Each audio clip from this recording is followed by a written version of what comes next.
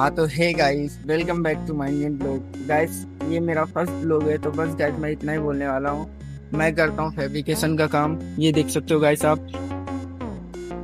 Guys मैं fabrication का काम करता हूँ और फिलहाल गाइस यहाँ पे शेड बन रहा है। तो चलो गाइस मैं आपको दिखाता हूँ। ये देखो गाइस, इतना बड़ा शेड बन रहा है, देख सकते हो गाइस। बहुत ही ज्यादा अच्छा बन रहा है। एंड गाइस ये शेड बनने के बाद इसमें होटल बनने वाला है। तो गाइस मैं आप लोगों को बता दूं, ये मेरा फर्स्ट व्लॉग है। क्वालिटी दिखे या साउंड इफेक्ट है या नहीं है ये तो नहीं पता मुझे, वीडियो वायरल होगा या नहीं होगा गाइस ये भी नहीं पता मुझे। लेकिन गाइस अपना भाई समझ के मुझे फॉलो कर लो। अगर यूट्यूब पे देख रहे हो तो चैनल को सब्सक्राइब करके वीडियो को लाइक जरूर से कर देना। तो गाइस अगर आप लोग चाहते हो कि मैं ब्लॉग बनाऊं तो गाइस मुझे सब्सक्राइब कर लो एंड इंस्टा पे फॉलो कर लो। तो गाइस तब तक के लिए bye bye, tata, good bye. मिलते हैं नेक्स्ट ब्लॉग में, तब तक के लिए बाय बाय।